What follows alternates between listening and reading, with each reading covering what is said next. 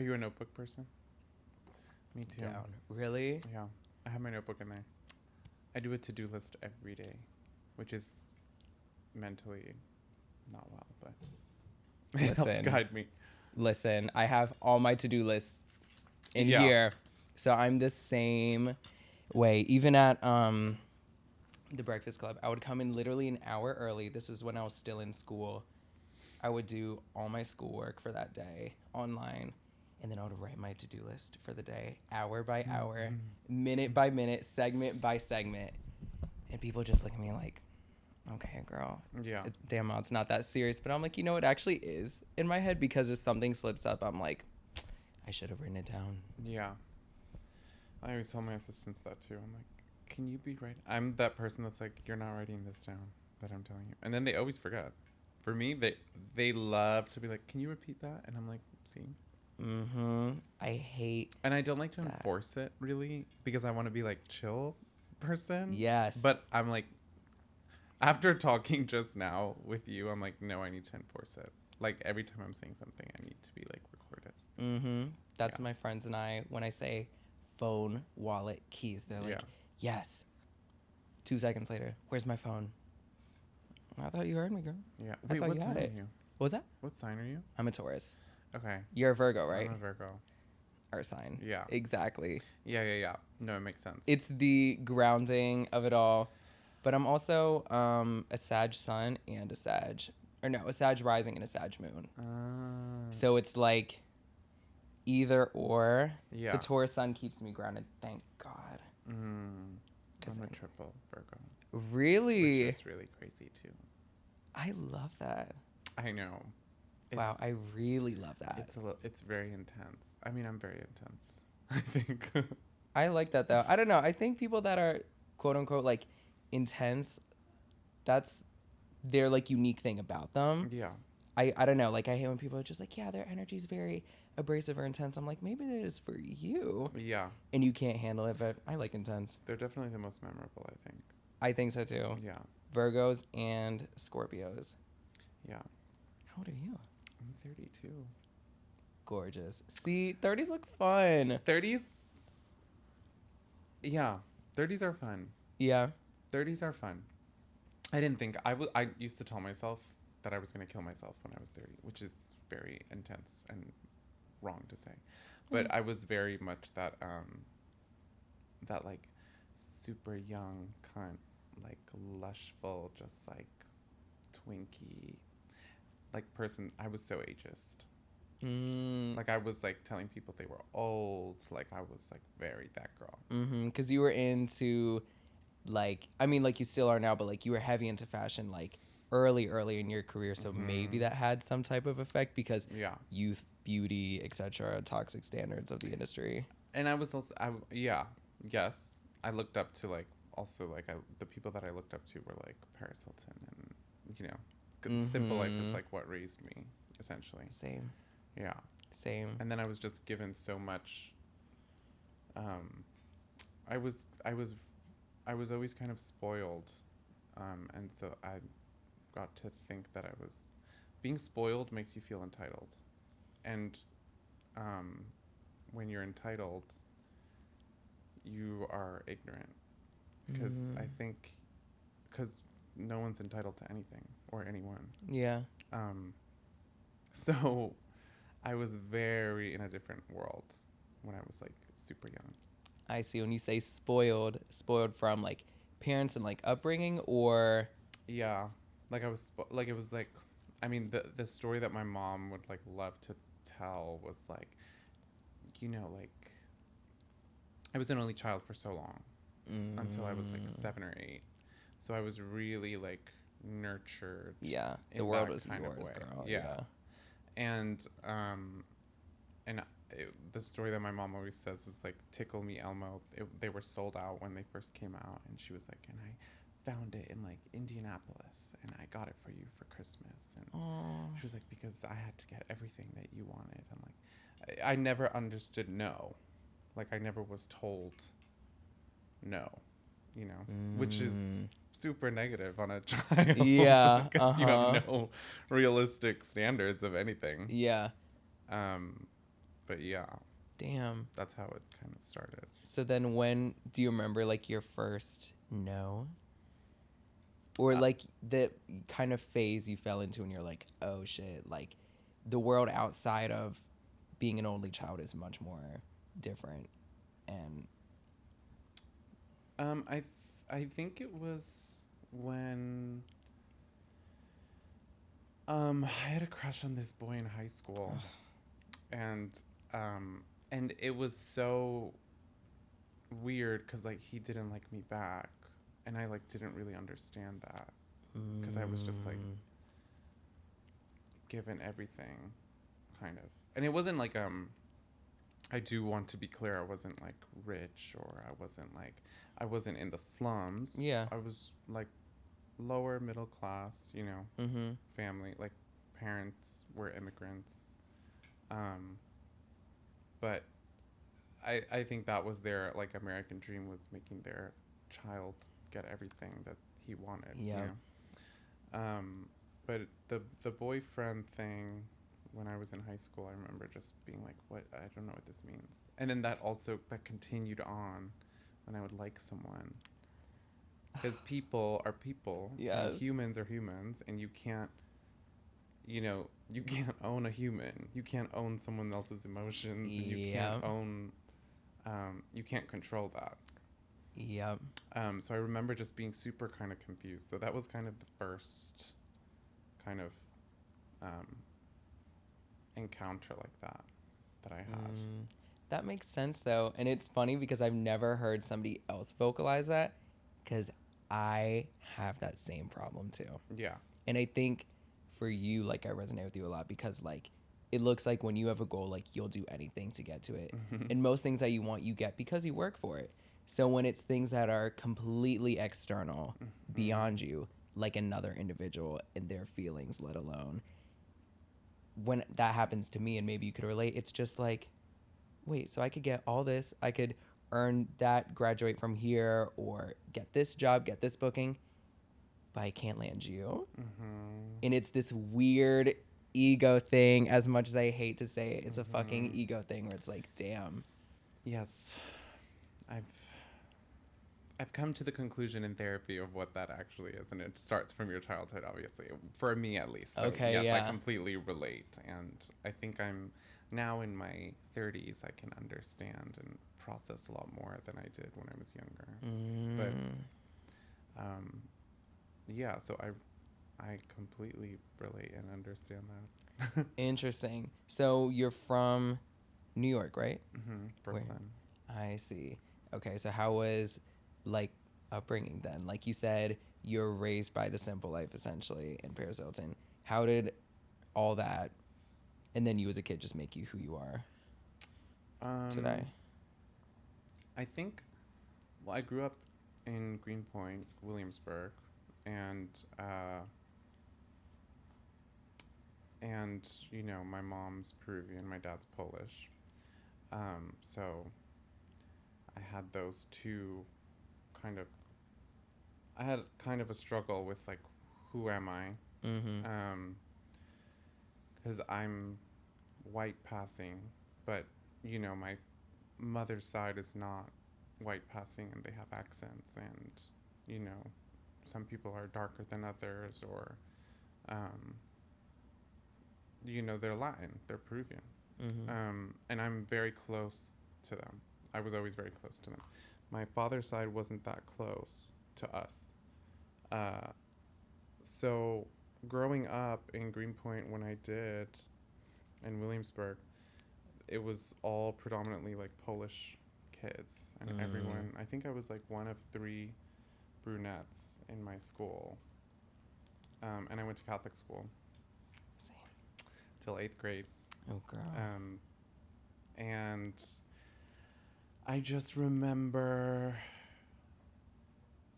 being like so scared of like God and like Catholicism and Christianity, because that's what they instill in you. Yeah. And I think religions are beautiful. Like, don't get me wrong. I think it's beautiful to believe in something, whether it's like Jesus or Buddha or, Yeah. or a rock and the universe. but growing up there and being gay and not knowing like what being gay was, and also like not having anyone to kind of look up to or like relate to, was difficult. And so I think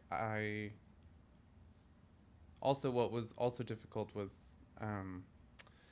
you know, being given everything that they like.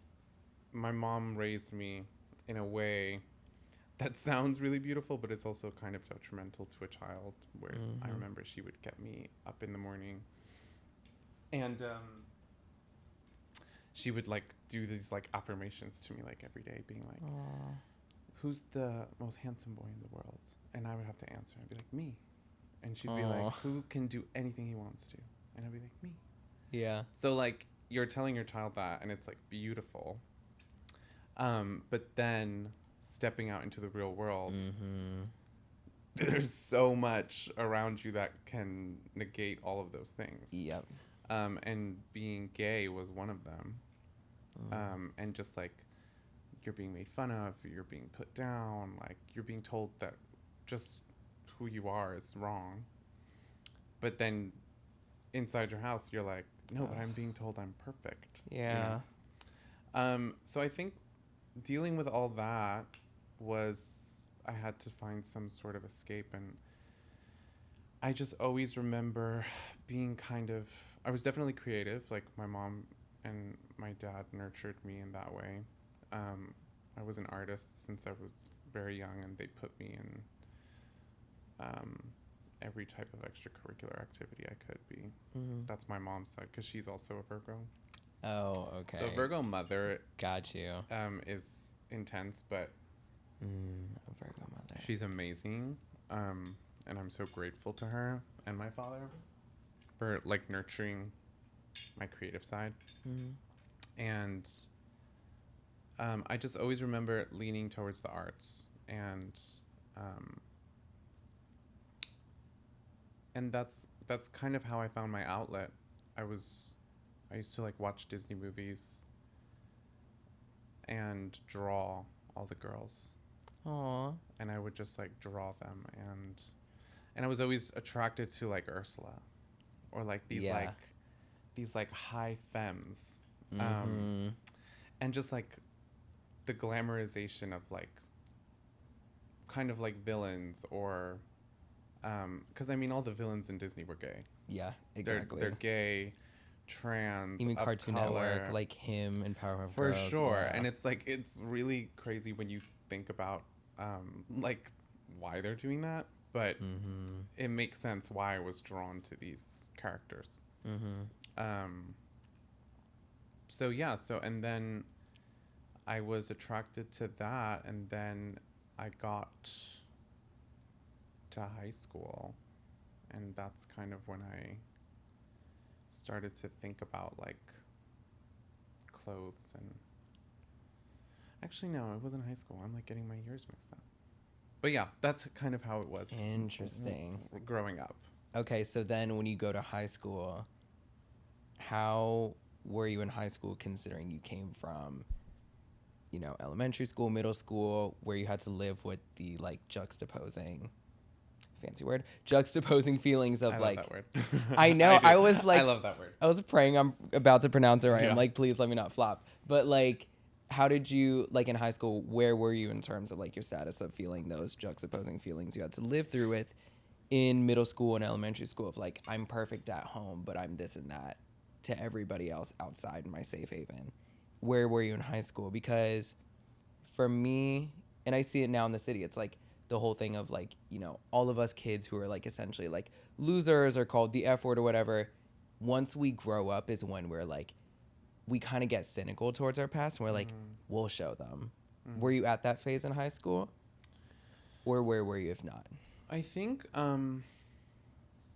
like coming from Catholic school, it's also like, it's not that my parents were strict or rigid, but like my mom's a Virgo and kind of control freak, and so about image, and also she's a Latin mother, so it's like you have to like uphold certain standards, and you know, like hide everything in the living room when people are over kind of vibe, you know? Yep.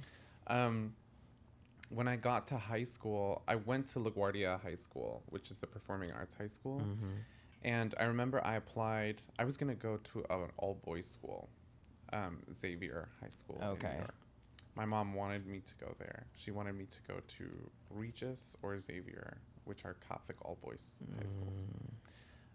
And to maybe like some other gay person that would have sounded like a fantasy, but at that age, it's like, no, you're scared of getting beat up. You're scared of getting bullied every day. And I did a summer course at one of them once, and I got humiliated. Like it was like crazy. And I still remember, like how it affected me. And so I was like, I can't do this. Yeah.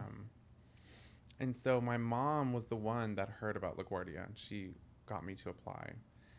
And she helped me. She's such a perfectionist too. She helped me do my portfolio. I still remember she was like, you have to do photography, you have to do sculpture, you have to do like all these things. Like we're doing fine art, and like I had like a crazy amazing portfolio. And then I got in for that. I also got in for drama. Because I thought I wanted to be like a child actor too, which my mom also nurtured. See. Okay, got you. Yep. And I used to go on auditions, and I actually auditioned for Harry Potter, which a lot of people kind of gag for that. Yeah. That was very funny. Do you remember what role? I think it was like. I think it was like a Harry or like a. Wow. I mean, it's kind of funny because I remember it being in Times Square, the audition, and it was like for that movie, and it was just that was the first one. Wow. Like that was before it all, like went crazy. Wow. Yeah. But so I got in for drama, I got in for art, then I went to high school, and I remember like my mom would like choose my clothes for me up until high school. Like she would have it laid out on the bed. Wow. She would have me and my brother, who's 7 years younger, like in the same kind of matching outfit. She would have my father's clothing out. Really? Okay, so this is just with everyone. And she was super into like being preppy. Like she loved Ralph Lauren, which I have like such a soft spot for Ralph Lauren and like American, like contemporary, like kind of clean cut wear.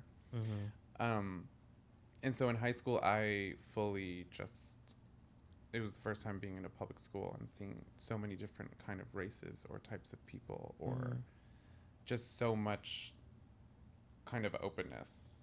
And it was a culture shock. And I just remember, also I had never taken the train before that. Like, and I've lived in New York. Wow. Like born and raised in New York. Yeah. Because I was really sheltered my whole life. And so I remember in high school I met my best friend who was going to be my best friend for the next 4 years, this girl, Amanda Wong. And we had like a homeroom orientation, and I just looked at her in the room and I was like, oh my God, she's the coolest person. Meanwhile, I was like in a polo shirt and like khakis at like LaGuardia High School. And then I befriended her, and then she turned my world upside down. And I started dyeing my hair. I started dressing like, this was when tapered pants were not. Like we would have to buy, like we would have to go to like Urban Outfitters, and I was a thief. I was a huge thief in high school. Wow. And so we would like get pants and like have to sew them ourselves to make them tight and get made fun of on the train and like all this stuff. But I felt very liberated finally. In school though, I couldn't be that person at home. Oh gosh. So like the tables did actually turn, so now you kind of felt, or did you feel more comfortable or more aligned with who you actually were at school versus at home, whereas in middle school and elementary school it was the opposite? Yeah. I felt like I had to I definitely felt like I had to hide my presence or like how I was dressing, for example. Like I would leave the house in a hoodie and pajama pants. And then when I would get out at the 66th Street station, I would take the pants off and take my hoodie off and have my outfit on and walk those 3 blocks to LaGuardia. And yeah, it was just, I was just so scared. Yeah. I was just so scared to like be myself. But I remember like, I mean, there were so many queer kids at LaGuardia at that time, but a lot weren't fully out. Like, you wouldn't really ask that. Yeah. I was fully out. I was like, I'm going to be as fully out. I was so flamboyant. And like obnoxiously flamboyant, I think I would say. Yeah. I love that though. It was like one of 3 kids that were out.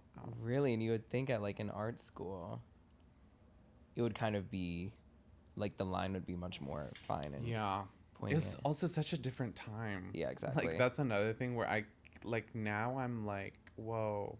I know. Like my brother's also gay, and I was just like, it's so easy for him to come out. Which I'm like, he didn't even have to. I like was like really stressed about it. I was like, I can't come out until I make money for myself, because then I can, if I get kicked out, like there's like no fear right now. Yeah. I mean, also I'm living in a sheltered place, which is New York City.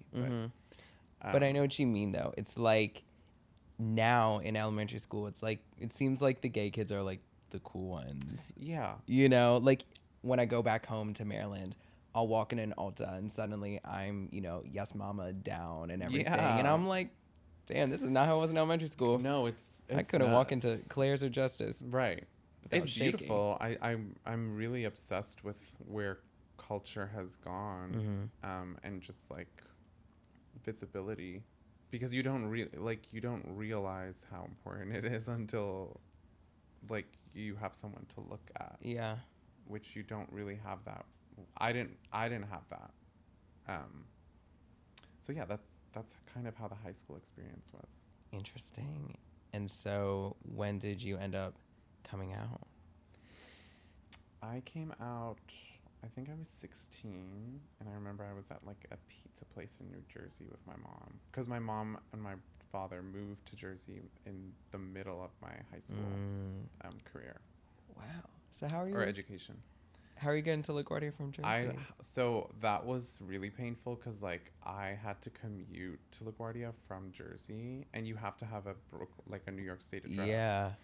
And so we still had this building in Brooklyn that my grandfather left my dad. So we used that address, but I would have to wake up. I would wake up when it was dark out. It was like 5 a.m. Take a bus to Port Authority, and then take the train. And then I would leave school at like 3 or something, and I would get home on the bus. It was my daily commute for like 2-3 years. That's crazy. It was so intense. Yeah. And I just remember being like, I can't wait to live in New York. I was like, I'm never gonna, like, get me the hell out of here, out of New Jersey and everything like that. But yeah, and I came out. We were in some place in Jersey at some like pizza place. I still remember. I don't remember the name. And my mom and me were talking, and then somehow like I didn't even say I was gay. I remember like my mom asking in Spanish or something, or like I said it, like, and we brought up Gaga. And it was like Lady Gaga talk. And she was like, so are you like Gaga? And I was like, yeah, I'm like Gaga. Like, I like both. And then I remember just waiting for her to say something. And then she was like, okay. And then I was like, aw. Yeah. Wow, look at Gaga really. Gaga really. The girls Gaga really did it for the girls. She's how I came out also. Yeah, Gaga's. You forget that, like, she really is. That girl for our generation. Yeah. The fishing rod. The girls really. Yeah. So I have a lot of respect for Gaga, because I used her as my coming out. Interesting. See, for me, I was coming back from community college one day, and I was like, I'm never coming out until I find a boy I like. Went to community college, didn't find education, but I found a boy I liked. I'm coming back giddy as hell, blasting Fashion of His Love by Gaga. And my mom's like, why are you always listening to girl music? Are you gay? And I was like, yeah. And I was just like, oh, I said it. So thanks, Gaga. She's bringing people together. No, she really is. I'm like, she really is that girl for our generation. No, for sure. Which is really wild when you think about it. But so she was completely fine. She was completely fine. I think at that point my father was like, I mean, Polish, kind of like man. But he was never like, he never tried to like instill anything like weirdly macho in me. Yeah. And it's actually, it's a little depressing because my father asked me if I was like gay. And then I was like, no, are you crazy? Like, what? I remember him asking me that. Like, he was taking me to like a class that I was taking at like Cooper Union or something. And then he passed away. Like, and I didn't get to tell him. And so I lived with that for a long time. And I was like 16 or 17 or something. And, but it's kind of crazy when I think about it because I'm like, oh my God, like you definitely know that your kids are different or anything. And, just the fact that they asked, you know, like it's a very different, I feel like asking is like their way of coming in and being like, can we fully take you on now? Exactly. Or like not have a secret or whatever. Yeah. But yeah, so I guess he knows now for sure. Yeah, he definitely knows. I mean, probably even then in that moment he knew and was like, this is your time, girl. Yeah. No, not ready? All right. Yeah, which is kind of crazy. Because if I was a parent, I'd be like, you better tell me right now. I'd be like, I need to hear from you. I'm like, I would know already. Yeah, I'd be like, as long as you don't come out as straight, like we're all good here. I'm pretty convinced all my kids are gonna be queer, like of some sort. I mean, this is gonna be my wallpaper in my countryside villa one day. But just the wallpaper all over the place. That's honestly, that's the dream. But when did you end up going to New York? Like, was it for college? It was college. It was the summer before college, and I had a friend, or actually no, it was the first year that I was in college, and I met a friend at Parsons, and he. Oh, you're a Parsons girl. I went to Parsons. Love. Okay. Yeah. I went. Well, I applied for. I'm like, what schools did I apply to?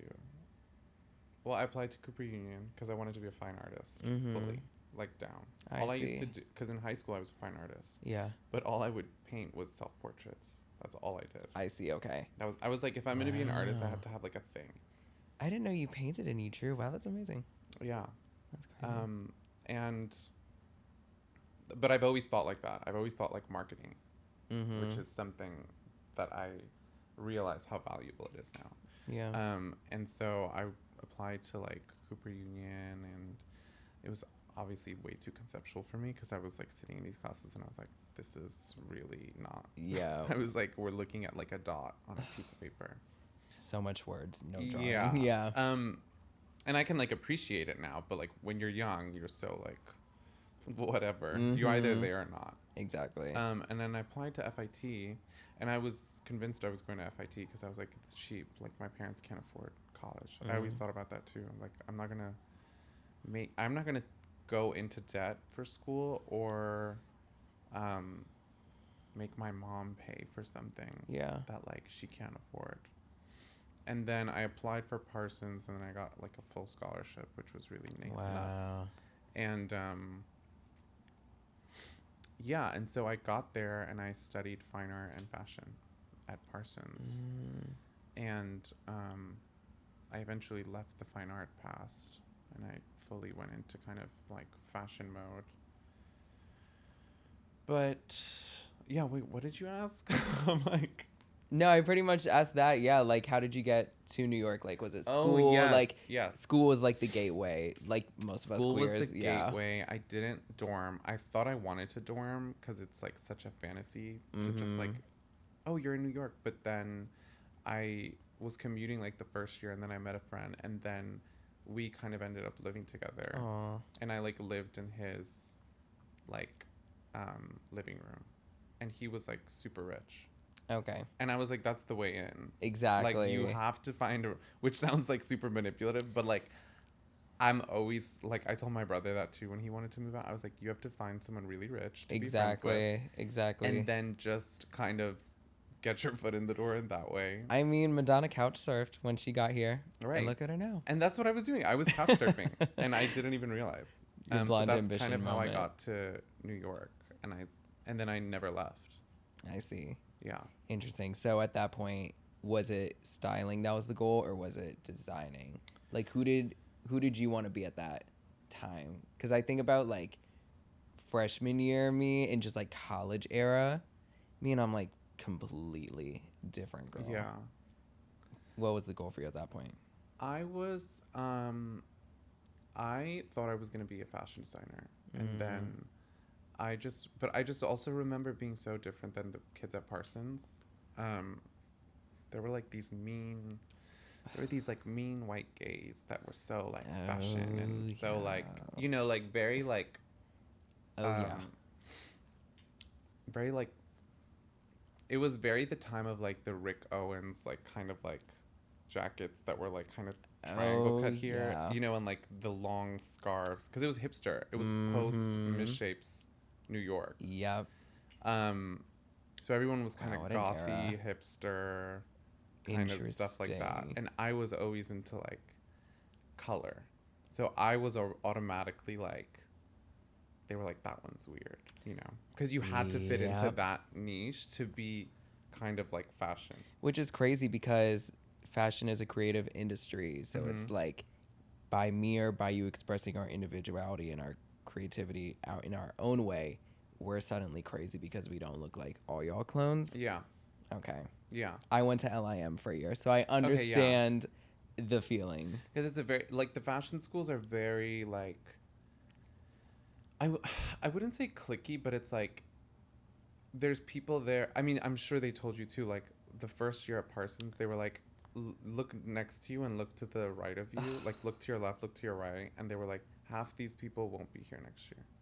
Yeah. And I was like, whoa. And I was like, that was like the first day at like Parsons orientation. And they were right. Yeah. Because people, LIM is another school that like you have to pay to get in. So a lot of people with money go, same as Parsons, and they're like, oh, I like fashion, but you actually like shopping. And exactly the work that goes into it. Because when you study fashion at those schools, you're doing tech packs. You're doing all this like Photoshop, Illustrator, like learning how to sew. Me, I never wanted to, like, I hated it. I hated it. I wanted to be a designer at that point, like my first few years. Yeah. And I was like, I'm going to be a fashion designer. And I was like, I'm going to have my collection. And I made like mini collections when I was there.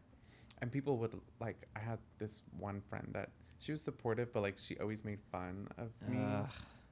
Closet hater. Because there was like a collection that I called like Honolulu or something. And it was like weird, like Hawaiian print, like shirts, right? But it wasn't shirts. It was like thoughty wear. And it was actually so fab. And then like 3 years later, Margiela came out with that like collection that had like Hawaiian print boots and on paper. And I was like, and I was like, see, I was like, I'm a trend forecaster.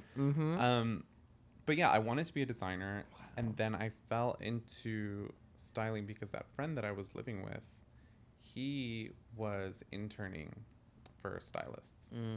And I remember, and he would do shoots. And like I remember I was obsessed with Jeremy Scott. Yeah. Because that's when like the Food Fight collection came out. Yeah. And he was still so underground. He wasn't like, he didn't have his Adidas collab yet. No. He didn't have like anything like that. And it was like Corey Kennedy was wearing it, and she was front row, and like the misshapes, and I was like, oh, these people are so cool, and these clothes are so like fun. Yeah. There was nothing like that. No. And then he was going to an appointment like to go see the collection, and I was like, can I just act like your assistant because I want to see the clothes. And I remember that being like one of the first things, like awakenings of me being like, okay, I like clothes, but like I'm not really putting it together. Yeah. And then he asked me if I could help him on like if I wanted to intern for these two stylists, which are Natasha Roy and Katie Mossman.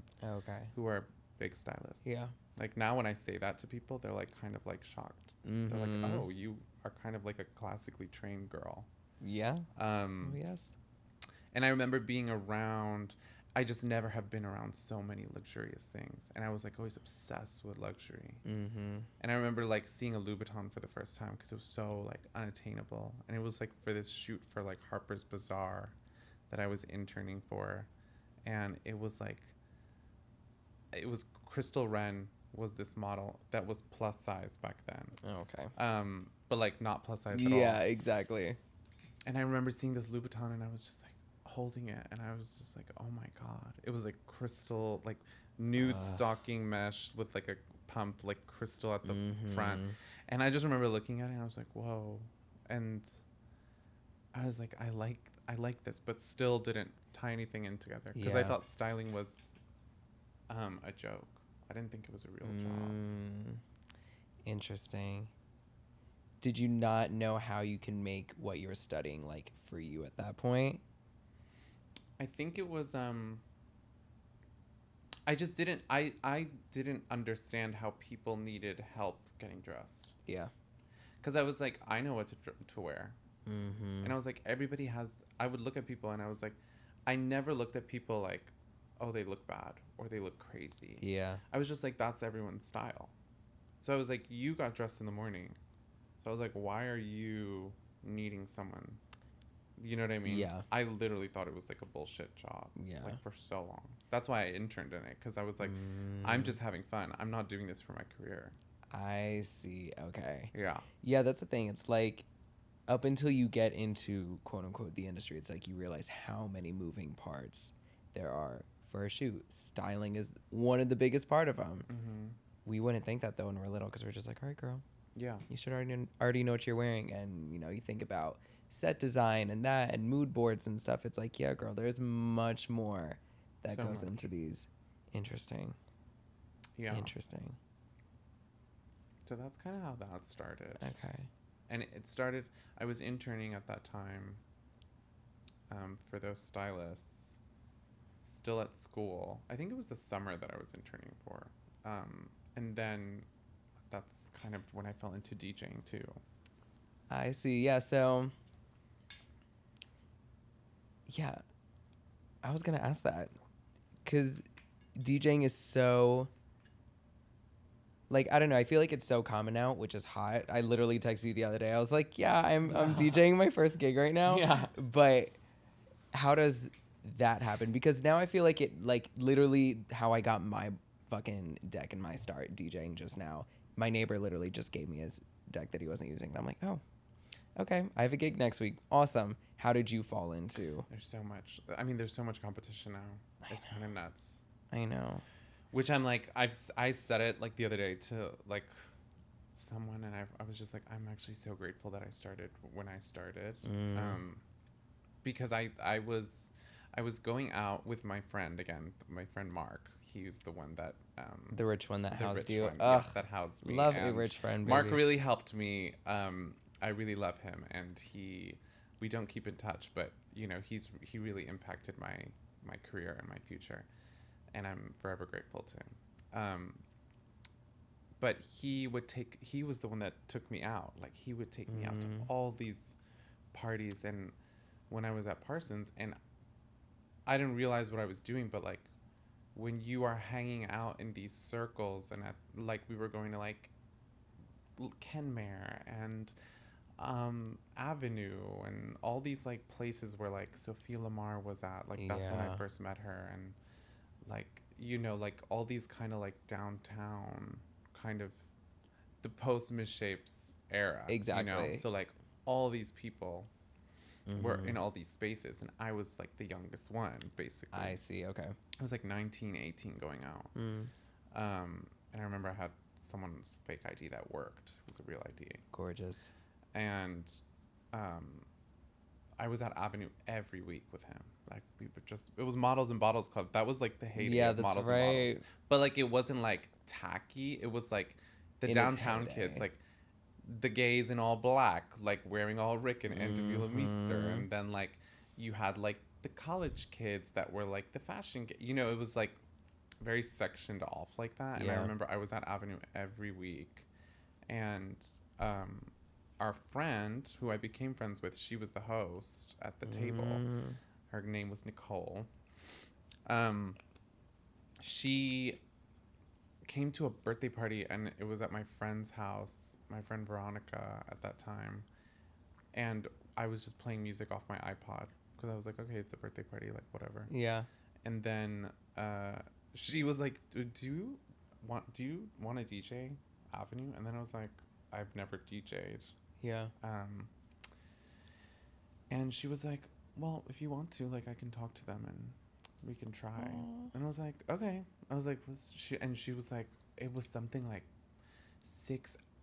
not even 6 hours, maybe like 4 hours of DJing for like $150. Really? And she was like, but you could drink for free. You're already there. And I was like, this is a sweet gig. Exactly. Like, I get to go to school, tell all my friends that we can go out to this club, underage, get free liquor.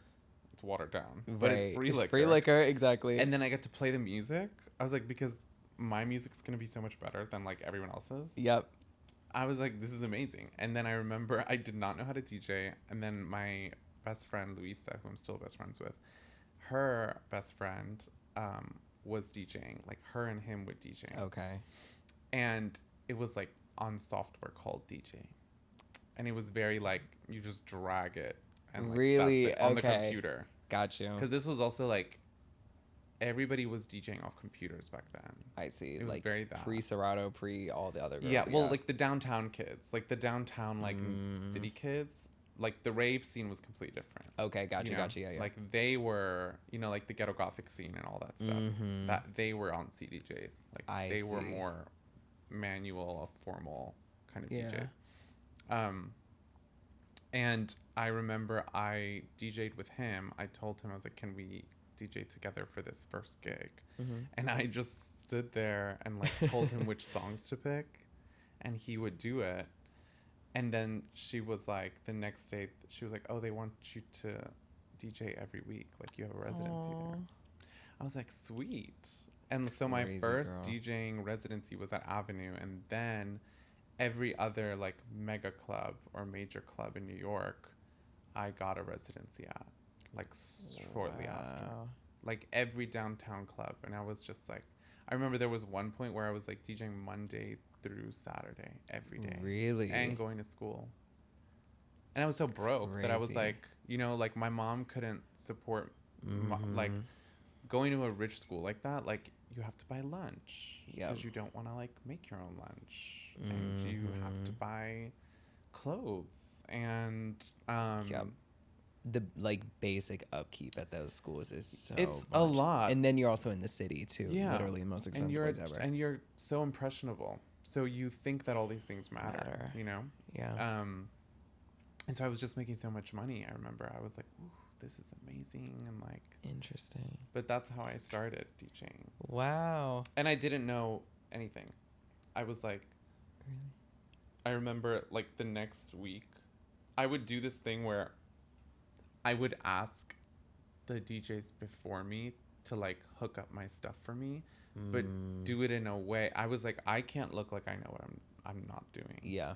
Like I can't look like that. So I was like, Matthew, you have to make it seem like it's supposed to be done already.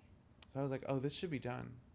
Like I'm going to call them, you know? And then I would watch them do it, and I would open my phone, my notes, and I would be like, okay, red wire on left. Like, wow. White wire. So I would do things like that, write down everything, and then practice it. Like I would show up earlier to sets and be like, okay, does this work? Yeah. I wouldn't want to ask anybody, because at that point, people that I knew were like veteran Showing DJs. up, yeah. So I was like, I can't look like I don't know what I'm doing. Mm-hmm. I think the same way. I do that. That was literally me DJing the other day. I was like, okay, write this down. Interesting. So was it after the residencies when you're like, okay, I need to start like actually practicing and like making this like my craft? Yeah, essentially. Or like you kind of also just practice on the go too. Yeah, I think I remember I was like, I don't want to do the computer anymore. Because I had fallen into also like the downtown crowd like kind of crossed over with like the rave scene, and like that's when I was like exposed to like ghetto gothic and like that world. And we all like all those people that like are like, you know, like Total Freedom, who does Mugler, and like Venus, and like Telfar and Shane from like Hood by Air, like all these people, we all were kind of coming up at the same time. They're a little older, so they already had their like footing. Yeah, and like they were throwing the party, so I was more of just like a party goer. But I just remember like it crossed over, and I just started seeing and hearing all these different sounds that I didn't know I could play out. Yeah. You know, I was so exposed to this whole new world, and I was like, oh my God, I was like, I need to learn how to do this. And I was like, because this is so much better than what I'm doing right now. Yeah. And I started seeing people take their craft seriously, because where I was DJing at it's not in a disrespectful way, but it was kind of just like you clock in, you clock out, and you play music. You play the music for the people, and you're not really like I don't know what a lot of the DJs their sounds were, you know. Yeah. They were it was kind of like a playlist, which is also good to have. Like I have that mentality completely, because I was going in between scenes, and I was like, how do I bring the like scene that is kind of underground to the mainstream kind of downtown New York scene, but make it be like digestible for these people. Yeah. Because these people will go there and be like, oh, I can't listen to this. Exactly. You know? So that's kind of when it started, and then I was already like maybe 3 or 4 or 5 years into it. And then I like took like a Scratch Academy class by myself. And I didn't tell anybody. And I like wore like hoodies in it. And I was like, oh, I can't like let anyone know that I'm doing this. When in reality it didn't matter. But that's kind of when I started to take it a lot more seriously. Interesting. Total side note, I will say like you mastered putting those two sounds together. Thank you. Like you curate sets, girl. Thank you. Like my friends and I have been fucking fans for a long time for a reason. Thank you. I think it was like when I moved back to the city around like 2018, whenever we'd see that your name was like you were playing at On Top or more, we're like, we don't care what we're doing that day, we are going to see Mazurbate. I love that. And it was, I think, that era where you would open up with the 20th Century Fox. Oh my God, that was an era. That was an era, right? Like that shit is so memorable for me. Like that's why like I now just tell people straight up that like I high key stand them, in which I do. Like those nights are so memorable to me. So like just know that you mastered it, and yeah. Thank you. You did that. Of course. That was an era. Yeah, that was an era. And so we're at this point where you already like, was the name Mazurbate like, did you already identify as that, or like did you already pick that name? How were you going? Like say you were playing at Avenue, what would they put on the flyer at that time? Well, Avenue didn't have flyers. That was another thing. There were no flyers for these parties. Yeah, exactly. That was another thing which I completely just forgot about until you just said it. Because like I would DJ at these places and there were no flyers. You were just there. I was just there, and or like I remember like Westway, way before anyone's time. But like Westway would have flyers, and my name would be like very small and all that kind of stuff. But my name Mazurbate actually came, Mazurbate or Mazurbate, whichever, came from high school from Amanda Wong. My friend. She said it as a joke once. And then I was like, huh. And then I just started like, Yep. it just stuck. And then as I went to like college and everything, I was like, okay, I guess I'll just keep it. And then it became like such a talking point when I started DJing, but I was like, that's just going to be my name. It just naturally went into it. Yeah. And then it definitely like, it scared me a little while because when I was starting to be taken seriously in the fashion realm of like parties and stuff, a lot of people that were like in big positions at like agencies or stuff, like they told me to change my name because I wouldn't get booked. And I remember I was so scared that I did change it for a little while. Really? Yeah. And I just went by my name. And I think I got like one gig like during that time. Yeah, like I changed my name for just one gig, girl. Yeah. Yeah. And I was like, and I remember doing that. And then I was like, you know what? I'm not going to be with this agency, and I won't name the agency, but they told me that. And it was very like fashion, music, PR. Yep. You know, so it was like they had like, I also won't name those names, but like, you know, like a clientele. Yeah, there was a very specific clientele. And I was, after that, I was just like, no, I'm going to just stick it out. And, you know, I had brands tell me that, like fashion brands would tell my friends who work in PR, being like, yeah, we want to book him, but we can't because of his name. Wow. And then it turns out that all those brands in the past 3-4 years, I've worked with all of them.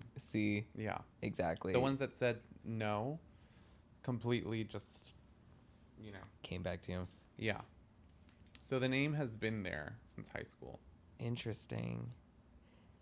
Yeah, I'm like, to me, that just sounds like you just staying true to what's authentic to you. First of all, it's a name. It's literally not that like deep. It's just words put together to make, or letters put together to make one big word, y'all. Like, it's really not that deep to begin with. I don't know why we're all going wild over it, but we're like, when they came back to you now in retrospect, like, did you have any feelings of like resentment of like, so now you're coming back, where you're just like, I'll take the gig, thanks? I thought about it. Like, there's many times that I could be very petty in my life because so many things have come full circle. And there's many times I'm a Virgo, so I'm very like, I told you so. Yep. But that's exactly why I asked. Yeah, but I've realized to be humble on the outside, at least with certain things, is a lot nicer. That's one thing that I've never forgotten that, like, where someone told me like something about Kim Kardashian, where you could say a lot about her, but she's the nicest, sweetest person that you'll ever work with, or she's so respectful, or something like that.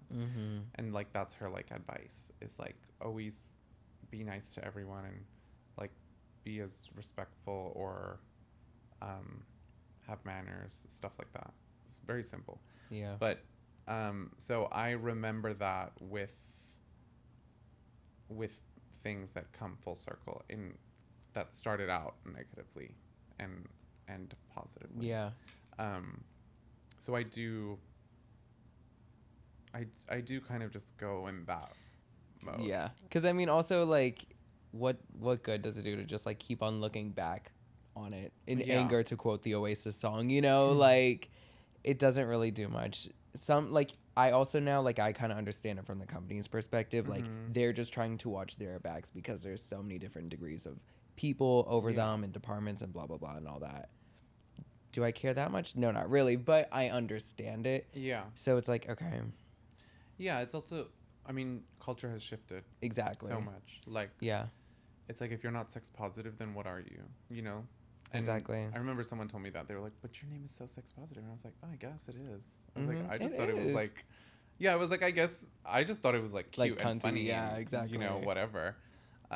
But yeah, so now it seems to be like no one has a problem with it. That's good.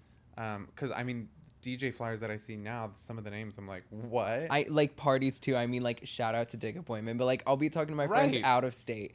I'm like, yeah, I was at Dick Appointment last week and at fucking, Gangbang Thursdays. My friends are Yeah. like, wait, what? And I'm Yeah. like, oh, girl, it's just To a us, party. it's so normal. Yeah, exactly. Like, do you have anyone treat you differently because of your name, especially like in nightlife or whatever? Like, do people come to a certain way, especially if they're meeting you for the first time? Do they expect something of you that you might not resonate with because of your name, you think? Yeah, I think people think, well, people, the persona that is attached with my name, I think, is very like, well, people are shocked to know that I don't drink. And like, I haven't drank or like done anything since like 2016. So people are kind of shocked there. Now it's gotten around, so people don't really offer me drinks. Yeah. Or make it a thing. And they expect me to just be like this crazy loud, like kind of like puppeteer, like whatever. And I'm actually very chill and very like, of course I was like that when I was younger, but I was also like drinking and on so many drugs. Yeah. And all that stuff. So that obviously alters you. But I think people definitely have a different perception of who I am when they first meet me. And then if they get to know me, if I allow them to get to know me. Yeah. Because I also don't open up to a lot of people. I'm the same way. The same way. It's not against anyone, but it's like, I'm already so happy with who I have already. Yeah. It's hard. It's also, I think in New York, like, I'm obsessed with New York. I love New York. But I think a lot of people that are in New York don't really have the best intentions all the time. And so I've been burned or I've been hurt by friends or people that I meet and that I've trusted, because I trust fully when I do.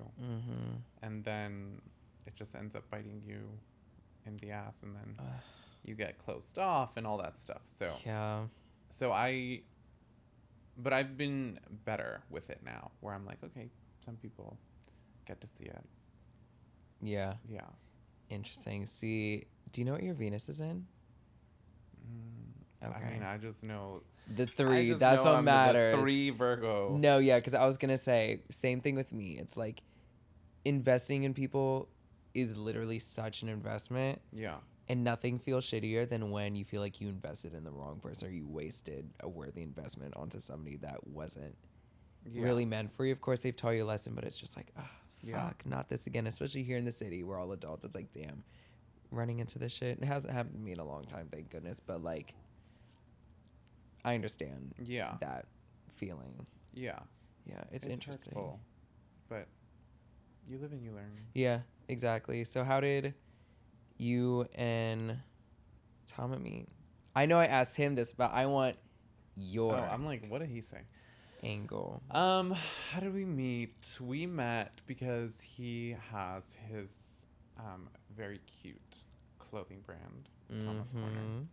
And I somehow came across it on Instagram.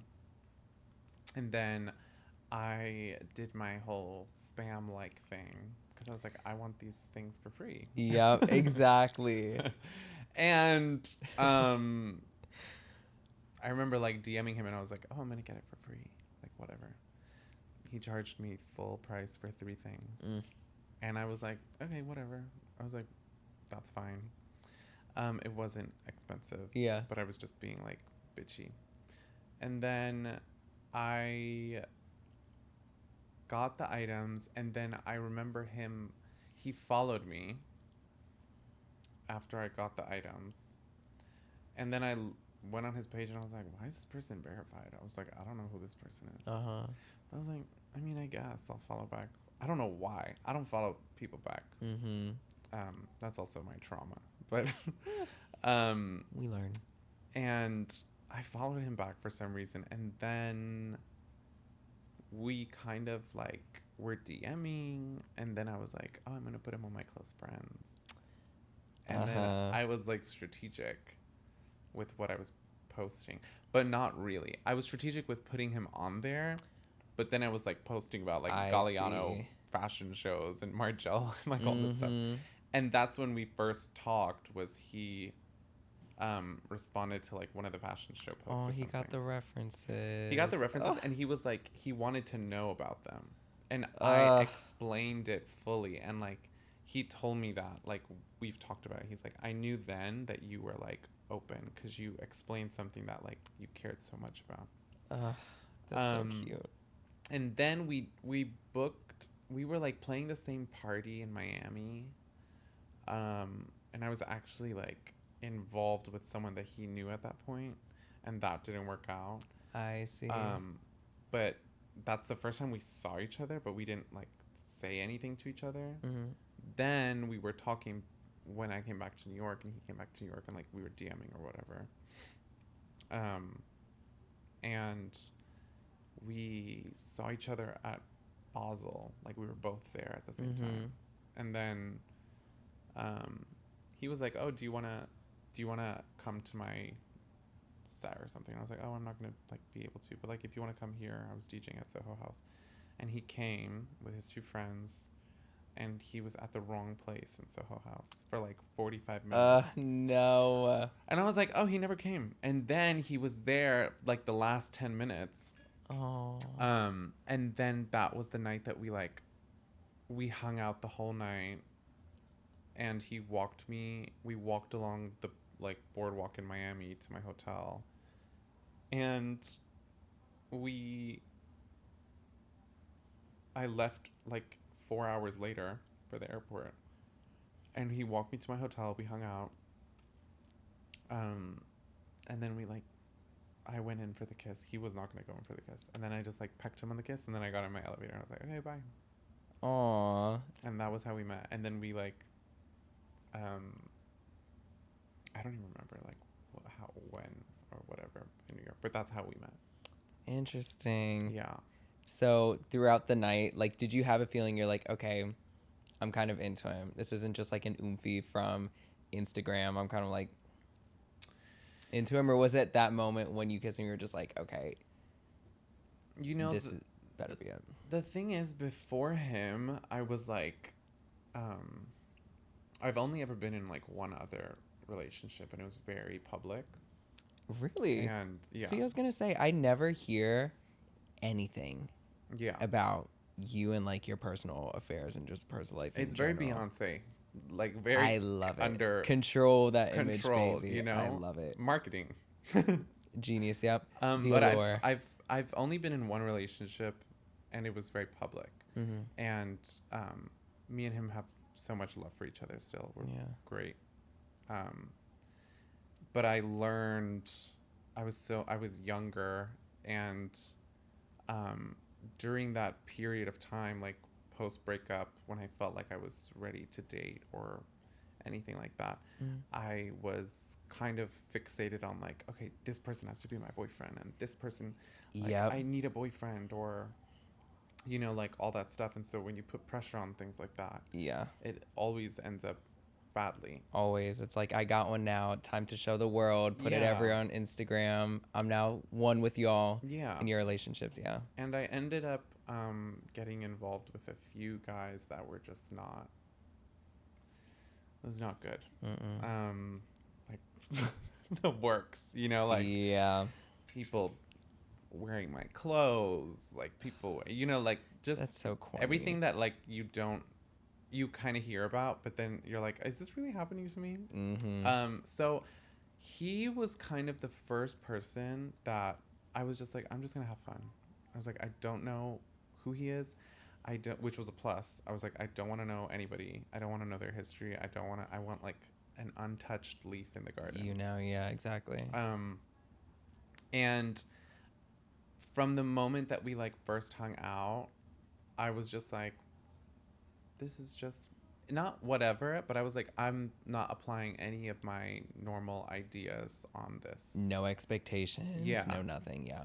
And he exceeded all of them.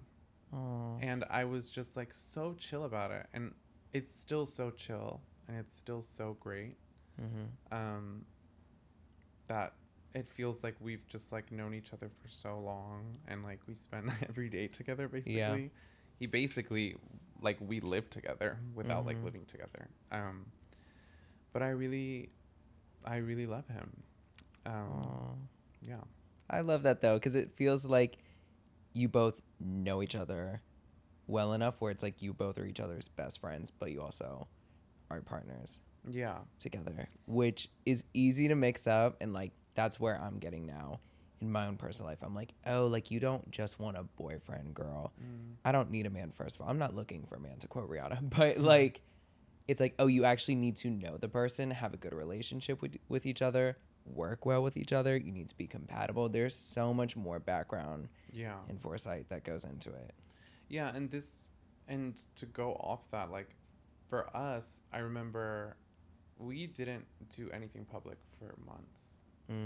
We kept it super under wraps. The only people that knew that I was dating someone were like my closest friends. I didn't post anything on Instagram. I didn't post like there was nothing. We both didn't. And it was because he's public. He's a public figure, and I'm a public figure.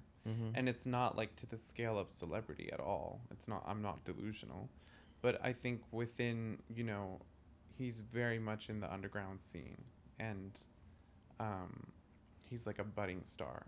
And I am where I am, wherever I fit in, you know. And so I was like, I want to do this very differently and approach this very differently, because with my ex, it was like right off the bat, I was like showing everything off, and you know, I was just like very in that mode of like thinking that that was what love meant, or you like someone. And in reality, it's like I've realized when something is special to me, I don't like to share it with the world. I like to keep it, some things private. Exactly. It's like when you're a kid and you get like a toy you want to show everyone. Right. Because it's like, it's nice, but it's still just like plastic and it's going to be meaningless in a few years. But then when you find something real, you're like, okay, I'm not about to just like make my partner, somebody who I love, my best friend, my show pony just for my Instagram. It completely like defaces like their value to you and their value as an individual. Yeah. And I'm sure, I mean, I know that that helped the relationship, because we really got to know each other without people observing or giving their opinions or and so that really helped us get to know each other and like actually build some sort of foundation that was like real, rather than like it could have gotten very muddy, you know. Yeah, exactly. I love it. How is it with the dynamic, like you said, like both of you are public figures? How is dealing with that? Because especially in our community, I feel like there's always this weird cloud of like one has to be the, how do you say it? Like one wears the pants, one doesn't. Whereas both of you have your own lives and are both so successful in your own personal things. How does that apply within your relationship? I'm not asking in terms of like getting the scoop, because I could care less about the scoop, but I ask just because I love seeing both of y'all thrive. Yeah, I think for us, it's very it's mutually beneficial for us. I think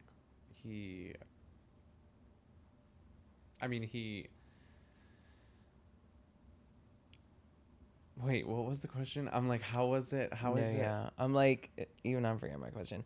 It was just asking like both being public figures and both having like really successful careers and lives of your own. How do you balance that dynamic in your relationship? Or how, just overall, how is that dynamic? I think it's very weird, because it's like we don't really realize that we're public figures until we like go outside into these spaces that we are. Like when we're at home, like he is such a homebody. He if he could stay home and eat the same meal every day until he dies, he would. Like, he is so that person. Yeah. Like, he's like an old man like that. Me, I'm the one that's like, okay, we got to go out. We have these events to do. Meanwhile, I'm exhausted, but I'm like, okay, I know what Still this got means, to, you know? And so if anything, I'm like, you know, they kind of balance each other out, because he makes me very grounded, and he'll bring me back to reality. He'll check me. Even like this past Mother's Day when I was with my family. Like, he's like, okay, just remember, like, you don't have to teach them a lesson. Like, it's not your lesson to teach them. And I was like, no one has ever said that to me. And I've like listened to it. You know what I mean? Yeah. But yeah, the dynamic is very like, it feels very equal because if one helps the other with something, whether it's financial or emotional or, you know, structural or anything like that, the other compensates with their strength. Yeah. You know, at that point in time where they are, you know. So I feel very equal with him, which is very nice. Yeah. Because I haven't felt that dynamic in any relationship that I've been in. I love that. Yeah. I'm so happy for both of you. Thank you. Genuinely. Thank you. Really happy for you both. And I remember I asked him last time he was on my show, randomly, what's his favorite candy? So what's yours? I don't be eating candy like that. He be eating Not even candy. a Lifesaver gummy? No. See, I remember seeing that and I was like, He's the one, honestly, I eat like shit. I'm going to blame him and he's going to be so mad. But I really indulge when I'm with him.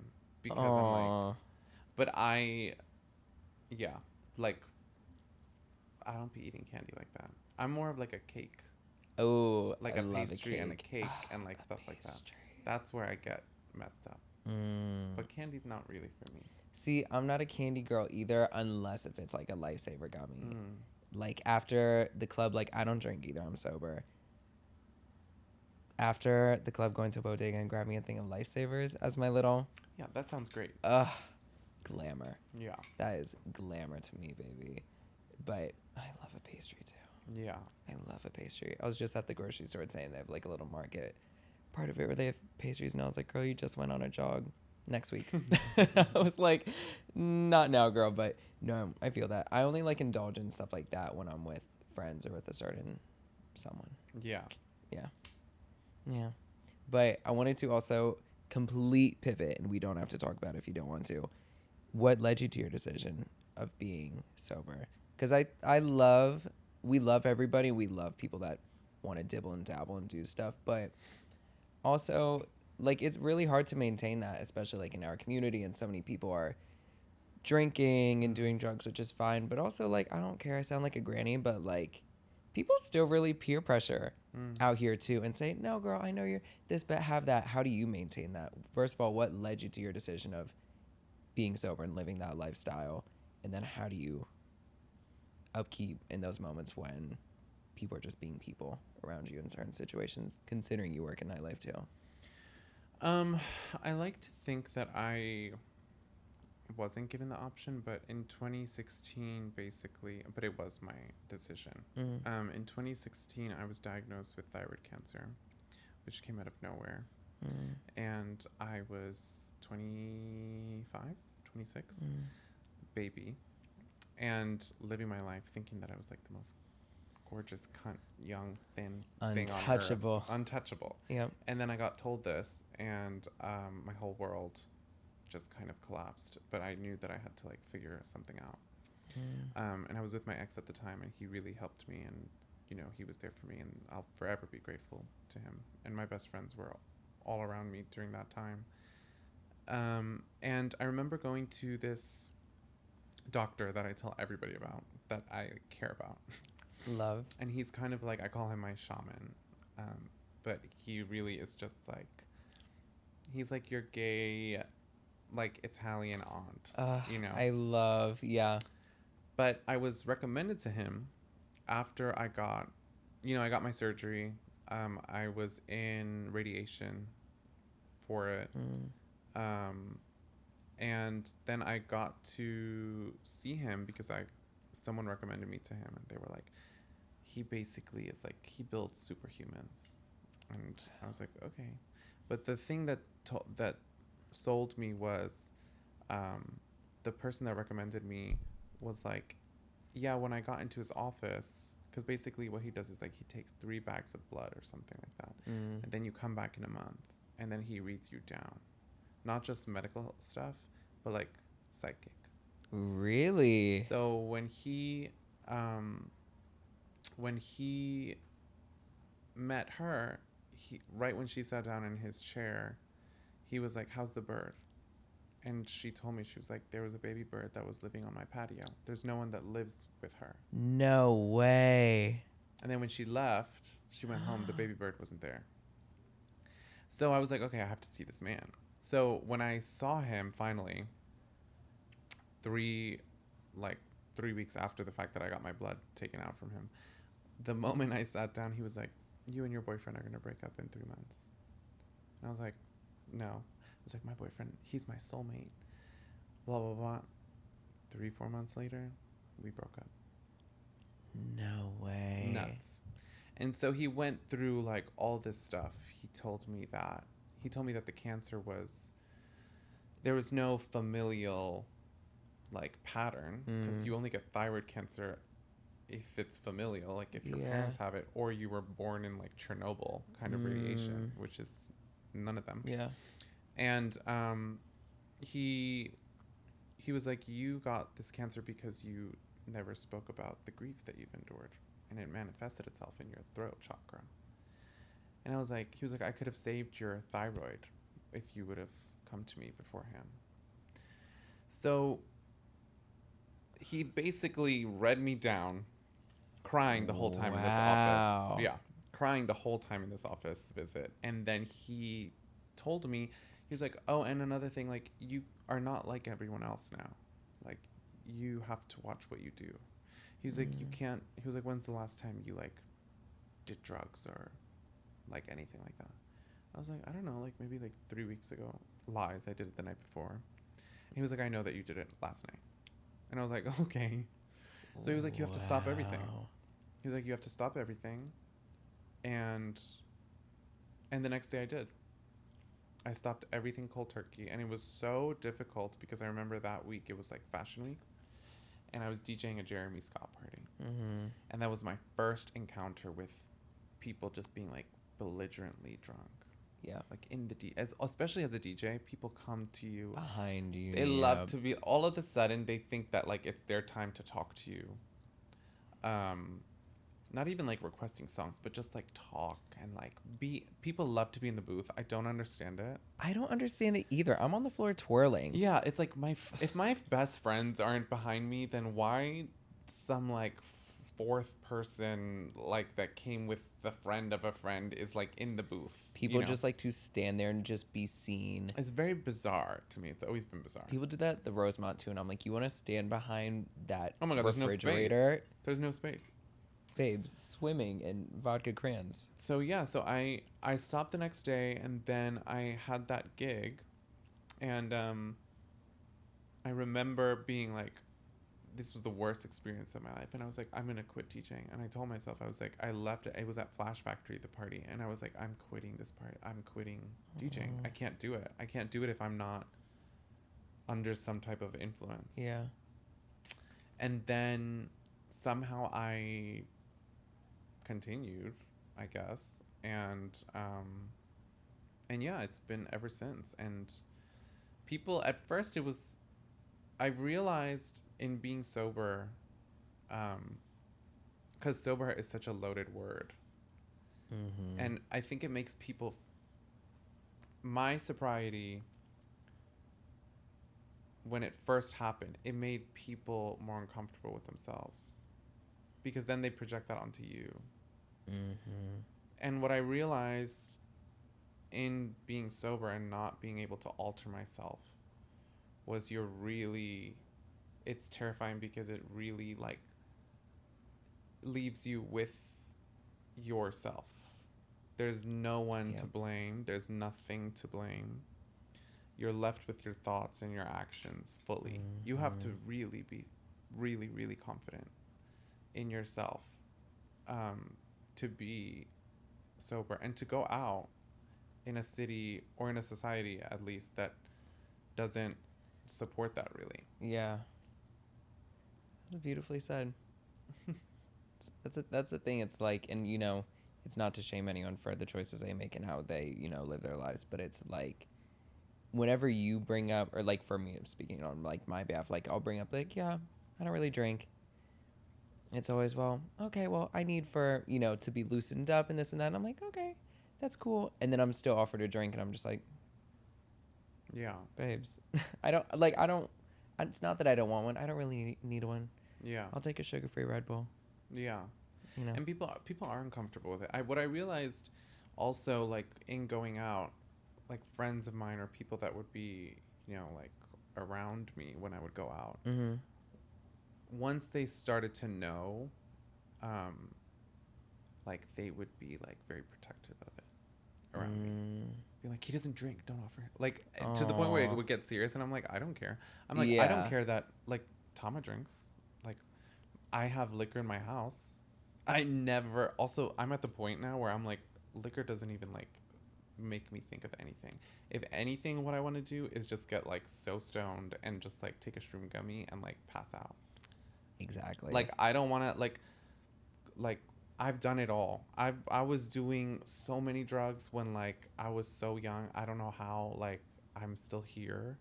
So I'm like, the fact that, whatever works for anybody is what works for them. Exactly. There's no judgment. There's no shame. There's nothing like that coming from me. I just know what works for me now. Like, I can't even, during New Year's, I'll have a glass of champagne and I won't even, like, fully finish it. Same. Yeah. I'm the same way. If I make a cameo to drinking, that's what I call it. It'll be a shot. That's funny. Quick, cameo to drinking. just a little pop-up number. Quick, easy, painless to me. Yeah. I don't want to hold around a drink that I spent $15 on that I'm not going to finish and have to hand to my friend. It's watered down. Let me just take the shot tequila and call it a day. Yeah. But that doesn't happen often. But interesting. Yeah. Well, so where are you right now in terms of life? Like, I love that we got to really talk about a lot of your life, and I'm thankful for you for one, coming, and two, opening up. Thank you. And hopefully I made this comfortable for you. No, I'm so comfortable. Okay, amazing. So considering the journey of convo we went through, where are you right now when it comes to personally, career, styling, DJing? Because when I see you in your Instagram, I'm just like, there she is, doing it and doing it and doing it. Styling for Lil Nas X, Coi Lerray, like, I love your work together. Thank you. Coi is a fashion girl. But, yeah, where are you right now when it comes to all those things? I definitely, I'm very happy seeing what I've built so far. I'm very happy that I'm in the healthiest relationship I've ever been in. Yeah. To the point where it scares me. Aww. And you try to self-sabotage sometimes, but that's why your therapist is there. Exactly. I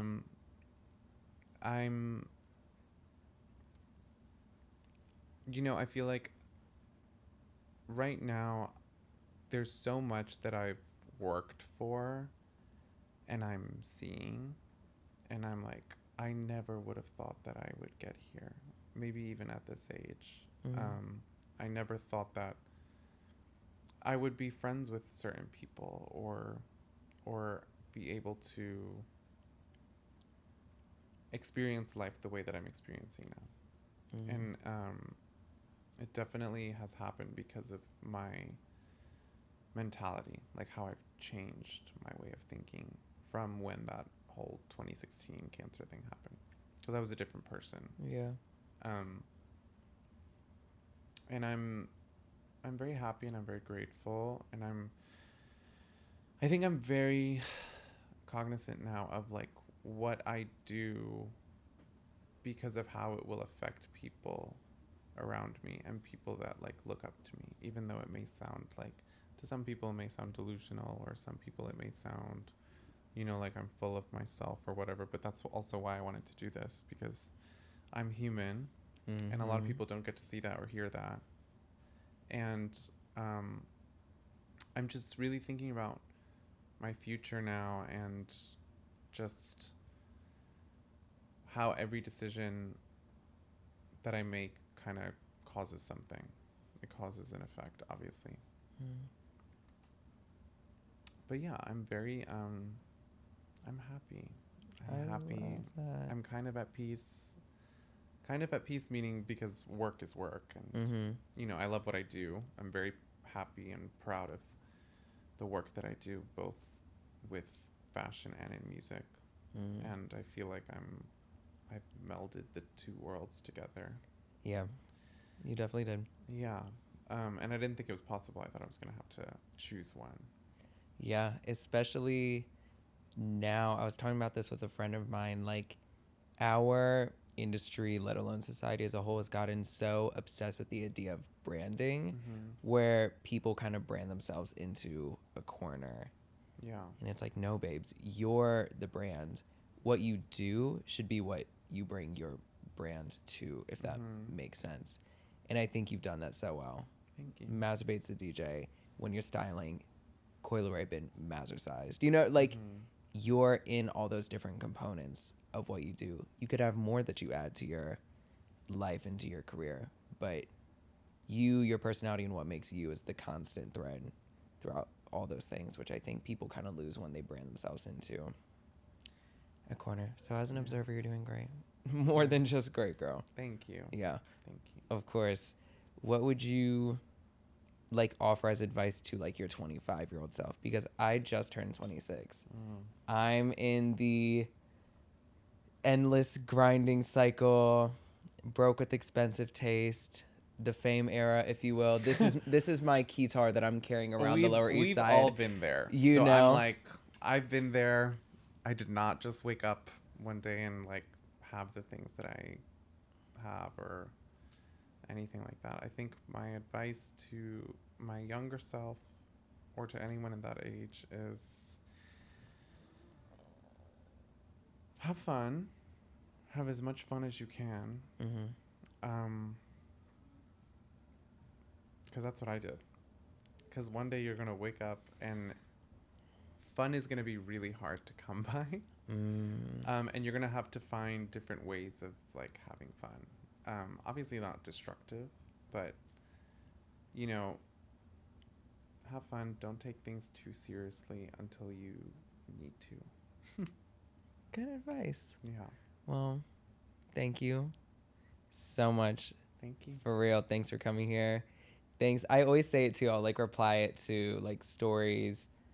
Like say like I went to go see like a set of yours. I always be like, you have no idea how much like you soundtrack my friends and I's night out. But like I'm here to tell you in person, you have no idea how much you soundtrack my friends and I's nights out. So thank you for that. Thanks for everything. Thank you for being like just such a good inspiration. Like it's not just even like career wise, but when I was getting for this interview, I was talking to my friend who's from Chicago and is in town, and I'm like, yeah, I have Matthew on Mazurbate. He's like, no way. He's like, I love his like all the stuff he does, his styling and his DJing and everything. He's like, he always just seems like a really good person. He's like, you know, there's people in the city that are like, you know, they may be kind and have this amount of followers and verified and everything, but like you meet them and they're just a facade, just not their brand, their product.